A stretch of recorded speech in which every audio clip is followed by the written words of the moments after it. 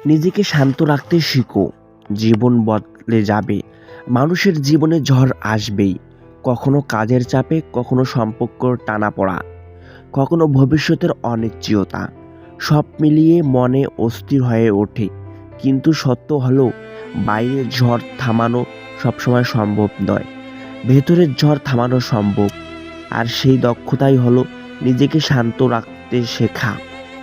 যে মানুষ নিজের মনকে নিয়ন্ত্রণ করতে পারে, সে জীবনের অনেক কঠিন পরিস্থিতিও স্থির থাকতে পারে।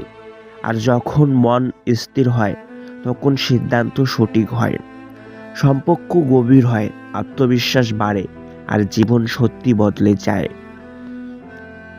শান্ত থাকা কেন এত গুরুত্বপূর্ণ? শান্ত থাকা মানে চুপ করে থাকা নয়, দুর্বল হওয়া নয়, অনুভূতিহীন হয়ে যাওয়া নয়। শান্ত থাকা মানে নিজের আবেগকে বুঝে তাকে নিয়ন্ত্রণ রাখা। রাগ, দুঃখ, হতাশা এসব অনুভূতি স্বাভাবিক, কিন্তু এগুলো দাস হয়ে যাওয়া ঠিক নয়। শান্ত মানুষ আবেগকে অস্বীকার করে না, বরং সেগুলোকে স্বীকার করে, বুঝে, তারপর সঠিকভাবে প্রকাশ করে।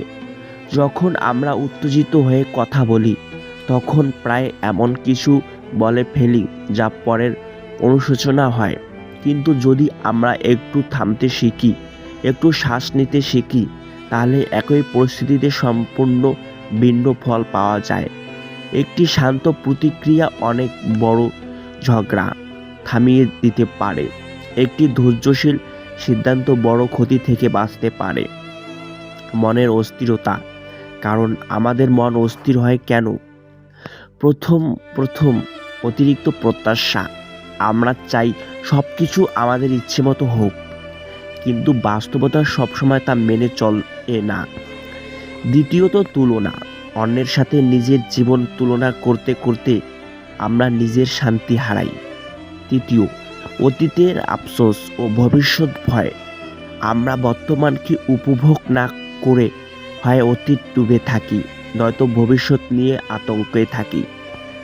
শান্ত থাকার জন্য প্রথমেই কারণগুলো চিহ্নিত করতে হবে, কারণ সমস্যা না বুঝে সমাধান সম্ভব নয়। শ্বাসের শক্তি। আমরা প্রতিদিন হাজারবার শ্বাস নেই, কিন্তু সচেতনভাবে শ্বাস নিই তাই। যখন রাগ হয় বা ভয় লাগে, তখন শ্বাস দ্রুত হয়ে যায়। আর যখন আমরা গভীর ও ধীর শ্বাস নিই, তখন শরীর ও মস্তিষ্ক শান্ত হওয়ার সংকেত পায়। প্রতিদিন 5 থেকে 10 মিনিট গভীর শ্বাসের অভ্যাস করলে মনে অনেকটাই স্থির হয়। একটি সহজ পদ্ধতি হলো 4 সেকেন্ড শ্বাস নাও, 4 সেকেন্ড ধরে রাখো, 4 সেকেন্ড ছাড়ো। কয়েক মিনিট পার্থক্য টের পাবে। থামার অভ্যাস। রাগ উঠলে সঙ্গে সঙ্গে উত্তর দিও না। কষ্ট পেলে সাথে সাথে সিদ্ধান্ত নিও না। নিজেকে বলো, আমি এখন কথা বলবো না, একটু পরে বলবো। এই ছোট বিরতি বড় পরিবর্তন আনে। থামা মানে পালিয়ে যাওয়া নয়, থামা মানে নিজ সময় দেওয়া, গ্রহণ করা শক্তি। সব কিছু আমাদের নিয়ন্ত্রণ নেই। মানুষ কি বলবে, আবহাওয়া কেমন হবে, হঠাৎ সমস্যা আসবে কিনা, এসব আমরা নিয়ন্ত্রণ করতে পারি না। কিন্তু আমরা কিভাবে প্রতিক্রিয়া দেব, সেটা পুরোপুরি আমাদের হাতে। যখন আমরা অপ্রয়োজনীয় বিষয় ছেড়ে দিতে শিখি, তখন মন অনেক হালকা হয়। নিজের সাথে কথা বলা। আমরা অন্যকে অনেক পরামর্শ দিই, কিন্তু নিজের সাথে ভালোভাবে কথা বলি না। ভুল করলে নিজেকে গাল দিই, ব্যর্থ হলে নিজেকে দোষ দিই। কিন্তু যদি আমরা নিজের সেরা বন্ধুর মতো নিজের সাথে কথা বলি, হ্যাঁ ভুল হয়েছে, কিন্তু আমি শিখেছি, এই দৃষ্টিভঙ্গি মনের উপর বিশাল প্রভাব ফেলে। ইতিবাচক পরিবেশ। মানুষ তার পরিবেশের দ্বারা প্রভাবিত হয়। যদি সারাক্ষণ নেতিবাচক মানুষ, নেতিবাচক খবর, অভিযোগপূর্ণ আলোচনা এসবের মাধ্যমে থাকে, তাহলে মনে অস্থির হবেই। তাই সচেতনভাবে ভালো বই পড়া, অনুপ্রেরণামূলক কথা শোনা, ইতিবাচক মানুষের সাথে সময় কাটানো দরকার। ক্ষমার শক্তি। অভিমান ও রাগ বয়ে বেড়ানোর মানে নিজের মনকে ভারী করে রাখা। ক্ষমা করার মান ভুলকে সমর্থন করা নয়, বরং নিজের শান্তির জন্য সেই ভার ছেড়ে দেওয়া। যখন আমরা কেউ ক্ষমা করি, তখন আসলে নিজেকেই মুক্তি করি। ধন্য ও নীরবতা। প্রতিদিন কিছু সময় নীরব থাকা দরকার। ফোন দূরে রেখে শব্দ থেকে দূর থেকে নিজের ভেতরে কণ্ঠ শুনতে শেখো দরকার। ধন্য মানে জটিল কিছু নয়, চুপ করে বসে থাকা, শ্বাসের দিকে মন দেওয়া, চিন্তাগুলো আস্তে যেতে দেওয়া, এটাই ধর্মের শুরু। কৃতজ্ঞতা চর্চা। আমরা যা নেই তা নিয়ে বেশি ভাবি, যা আছে তা নিয়ে কম ভাবি। প্রতিদিন রাতে 3টি বিষয় লিখে রাখবো যার জন্য তুমি কৃতজ্ঞ।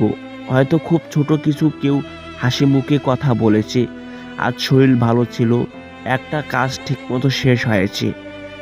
এই ছোট কৃতজ্ঞতায় মনকে প্রশান্ত করে। সীমা নির্ধারণ। সবাইকে খুশি করার চেষ্টা করতে গিয়ে আমার নিজের শান্তি হারাই। প্রয়োজন হলো না বলতে শেখা দরকার। নিজের সময়, শক্তি ও মানসিক স্বাস্থ্যের মূল্য বুঝতে হবে। সীমা নির্ধারণ স্বার্থপর নয়, এটা আত্মবিশ্বাস। বাস্তবতা মেনে নেওয়া।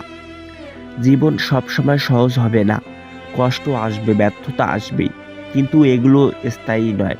শান্ত মানুষ জানে এই সময়ও কেটে যাবে। এই বিশ্বাস তাকে ভেঙে পড়তে দেয় না। সম্পর্কের ক্ষেত্রে শান্ত থাকা। পরিবার বা বন্ধুদের সাথে ভুল বোঝাবুঝি হলে শান্ত থাকা আর জরুরি উত্তেজনা বলে একটি কথা বছরের সম্পর্ক নষ্ট করতে পারে। তাই শোনা শেখা দরকার। শুধু উত্তর দেওয়ার জন্য নয়, বোঝার জন্য শোনা। নিজের যত্ন, ঘুম, খাবার, বিশ্রাম এসব অবহেলা করলে মনও অস্থির হয়। পর্যাপ্ত ঘুম না হলে রাগ বাড়ে, মন খারাপ হয়। তখন নিজের শরীরের যত্ন নেওয়ার মানে নিজের মনের যত্ন নেওয়া। সময় ব্যবস্থাপনা। আগে ছেলে জীবন অস্থিরতা বাড়ানো, কাজের তালিকায় করা, অগ্রাধিকার ঠিক করা, ছোট লক্ষ্য স্থির করা, এসব মনকে হালকা রাখে। যখন আমরা জানি কি করতে হবে তখন অযথা দুশ্চিন্তা কমে, আত্মবিশ্বাস ও শান্তি।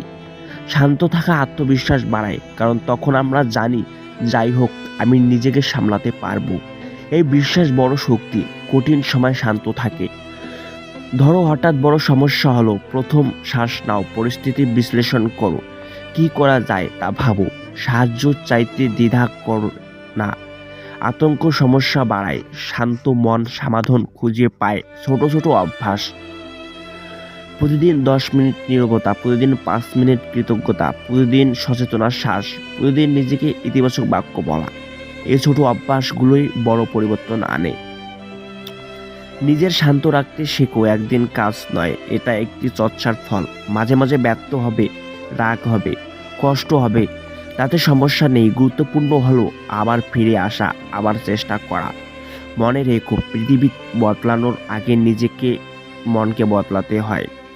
মন শান্ত হলে জীবন সহজ হয়, সম্পর্ক সুন্দর হয়, সিদ্ধান্ত শক্ত হয়, আর সবচেয়ে বড় কথা, নিজের ভেতরে একটা গভীর প্রশান্ত তৈরি হয়, যা বাইরে কোনো ঝগড়া ভাঙতে পারে না। নিজেকে শান্ত রাখতে শিখো, দেখবে সত্যি জীবন বদলে গিয়েছে। সো হ্যালো এভরিওয়ান, ভিডিওটি মনোযোগ দিয়ে যারা শুনছেন তারা কথাটি বুঝতে পারছেন এবং তারা যদি কথাটি মানেন 100% সফলতা। সো এভরিওয়ান, ভিডিওটি ভালো লাগলে অবশ্যই লাইক, কমেন্ট, শেয়ার অবশ্যই করবেন এবং আমাদের পাশে থাকবেন। ধন্যবাদ।